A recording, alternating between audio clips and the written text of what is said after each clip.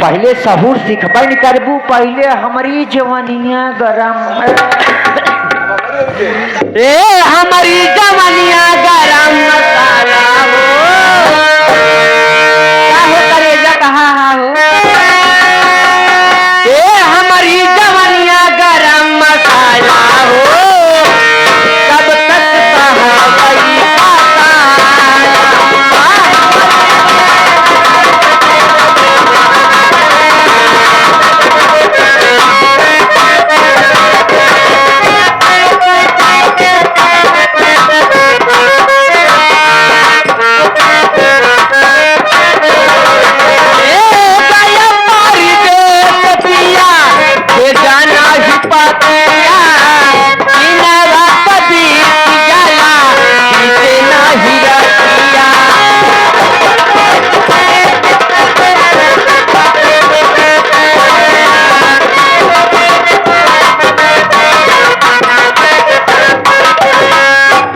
रामचंद्र के जीजा जी 11 रुपए का पुरस्कार करते हैं।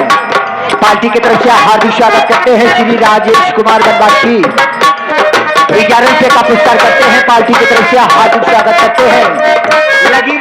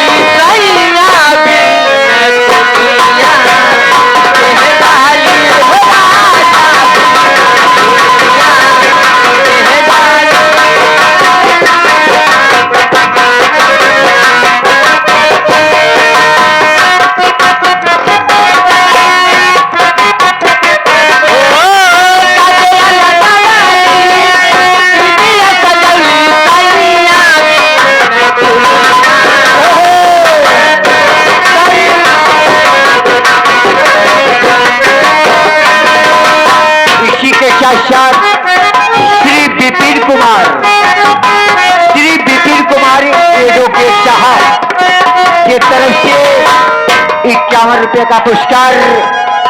भीम मेरा नंबर 1 है। 51 रुपए का पुरस्कार करते हैं पार्टी की तरफ से। जय भीम, जय भारत, नमो बुद्धाय।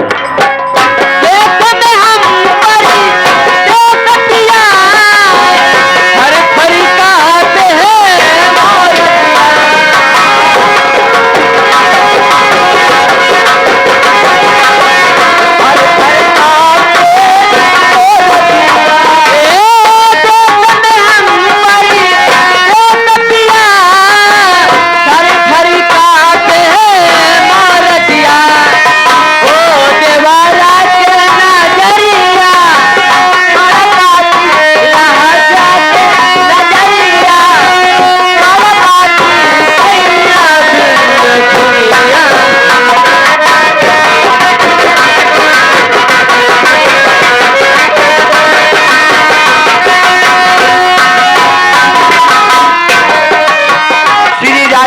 बनवासी 11 रुपया का पुरस्कार करते हैं। और रंगीले के बहिनी के गाड़ी गरिया बदे, लेकिन राजमन बनवासी चचा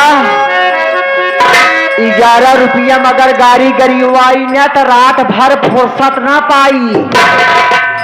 कम से कम 251 रुपया तब गाड़ी गरिवावा।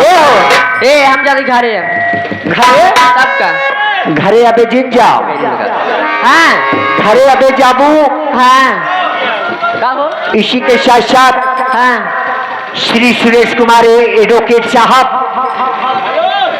और विपिन कुमार एडवोकेट साहब हाँ आई यहाँ अपने तहे दिल से जात जवाबत एक ही कौनो बढ़िया गीत दे दा। अच्छा